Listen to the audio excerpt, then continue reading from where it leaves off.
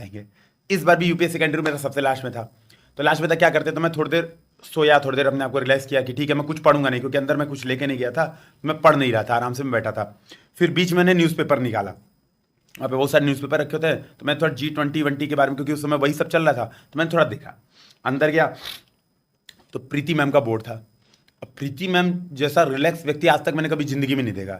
ऐसा लग रहा था ना, मैं सीरियसली बता रहा हूँ, ऐसा लग रहा था कि माँ अपने बेटे से बात कर रही है, इसी तरह एकदम इमोशनल, और ऐसे बैठ के प्रॉपर बोल रही है, देखो बेटा रिलैक्स होके बैठ जाओ, नर्वस तो नहीं फील कर रहे हो। मैंने कहा नहीं मैम, आपका इंटरव्यू नहीं है ये, आपकी पर्सनैलिटी का टेस्ट है। इस पर्सनैलिटी के टेस्ट में हम आपसे कुछ क्वेश्चंस पूछेंगे, अगर आपको लगता है कि आपको नहीं आंसर आ रहा है तो आप बिल्कुल आराम से बता सकते हैं आपको नहीं आ रहा है, आपका जजमेंट एकदम नहीं किया जाएगा। जब उन्होंने ये बात बोली ना, मेरा कॉन्फिडेंस एकदम बूस्ट, मुझे लगा यार क्या बात है, मतलब ऐसे भी इंटरव्यू होते हैं इतना रिलैक्स करके। फिर क्वेश्चन पूछे गए, और पहले क्वेश्चन ही योगी जी के ऊपर कि बताइए योगी जी के बारे में क्या जानते हैं, है ना। फिर नॉर्मल, एकदम नॉर्मल कि गोरखपुर की बड़ी समस्या, बीमारी की बड़ी समस्या वहाँ पे। उन्होंने पता है कैसे क्वेश्चन पूछे, मैं आपसे बता रहा हूँ। क्वेश्चन पूछे, गोरखपुर में एम्स खुला है, देखे हो कभी? मैंने आंसर क्या दिया, हाँ मैम वहाँ पे मैं कोविड का इंजेक्शन लगाने गया था। ऐसे आंसर कि कभी देखे हो एम्स गोरखपुर का, ओपीडी चल रही है? हाँ मैम चल रही है, मैं तो वहाँ पे इंजेक्शन लगवा के आया हूँ कोविड वाला। फिर डेंगू पे, तो डेंगू का मैंने पूछे डेंगू किस मच्छर से होता है, तो मैंने बताया एडीज एजिप्टी। तो बोले उस मच्छर के बारे में कुछ खास बात होती है? तो मैंने कहा मैम वो दिन में काटते हैं, रात में नहीं काटते हैं। बोले एक और खास बात होती है? मैंने कहा मैम वो खुले जगहों पे काटते हैं, इसीलिए कहा जाता है, ये बात मैंने पूरी बोली थी कि मैम वो खुले जगहों पे काटते हैं, इसीलिए ऐसे मैंने दिखाया भी। मैम ऐसे कहा जाता है कि पूरे बांह के कपड़े मत पहनो, ऐसा ऐसा हो, मतलब पूरे बांह के कपड़े पहनो, हाफ बांह मत पहनो। मैंने कहा एक और खास बात होती है, वो अपने सामने से उन्होंने बता दिया, मुझसे नहीं पूछा, फिर अपने सामने बता दिया। वो क्या होता है कि ज़्यादा ऊंचे नहीं उड़ पाते हैं, इसलिए कहता है हाफ पैंट मत पहनो, फुल पैंट पहनो, ज़्यादा ऊंचे नहीं उड़ पाते हैं। फिर सेकंड क्वेश्चन आया था, तुर्की में भूकंप आया था उसी समय, तो जो बगल वाले बोर्ड मेंबर थे उन्होंने सेकंड क्वेश्चन तुर्की के भूकंप के बारे में पूछा कि कैसे भूकंप आते हैं।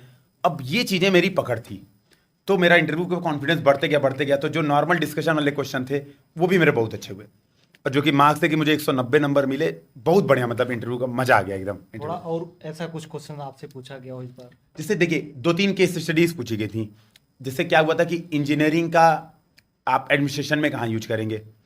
फिर आपने इंजीनियरिंग में आपको सबसे अच्छा क्या लगा, तो मैंने बताया सप्लाई चेन मैनेजमेंट। तो उन्होंने कहा सप्लाई चेन मैनेजमेंट का क्या यूज़ करेंगे आप ये एडमिनिस्ट्रेशन में। तो मैंने उस समय पढ़ के गया था, मैं बिहार का Chanpatia model case study Indian express में निकला था, तो मैंने वही पढ़ के गया था। तो मैंने वही कहा सर क्या मुझे अनुमति है मैं चनपटिया मॉडल के बारे में? तो बिल्कुल अनुमति है, बताइए। मैंने बताया।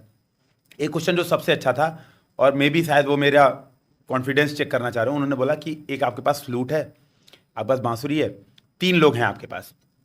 एक बच्चा है जिसने बांसुरी बनाई है, एक बच्चा है जो एकदम गरीब है, उसने बचपन से कभी बांसुरी आज तक देखी ही नहीं है, और तीसरा बच्चा है जो कि बांसुरी बजाने जानता है। तो आप किसको देंगे? तो फिर बीच में मैम ने बोला, मैम ने कहा देखो इसका कोई एक आंसर नहीं है। बोर्ड मेंबर को टोकते हुए मैम ने बीच में बोला था, देखो इसका कोई एक आंसर नहीं है, आप कोई भी एक व्यक्ति को सेलेक्ट करोगे तो 2 व्यक्ति का नुकसान होगा, श्योर है। आप अपने लॉजिक दीजिए कि आपने इस व्यक्ति का सेलेक्ट क्यों किया। तो मेरा फिर से अच्छा लगा, यार क्या बात है, मैम ने बोल दिया, मैं भी एक का ही सेलेक्ट करूंगा फिर। तो मैंने कहा सर जो बजाने जानता है मैं उसको दूंगा। तो बोले क्यों? मैंने कहा सर नहीं तो बांसुरी यूजलेस हो जाएगी, बना के फायदा क्या जब उसका यूज ना हो पाए।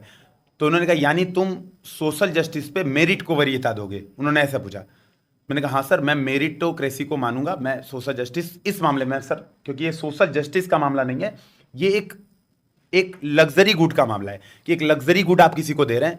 तो खुश हुई मैम के चेहरे पे था कि सेटिस्फाइड हैं। तो फिर यहाँ पे जाके फिर उन्होंने कहा कि ठीक है बेटा जाइए फिर, तो मैं उठ के वहाँ से चला आया। तो ये था इंटरव्यू।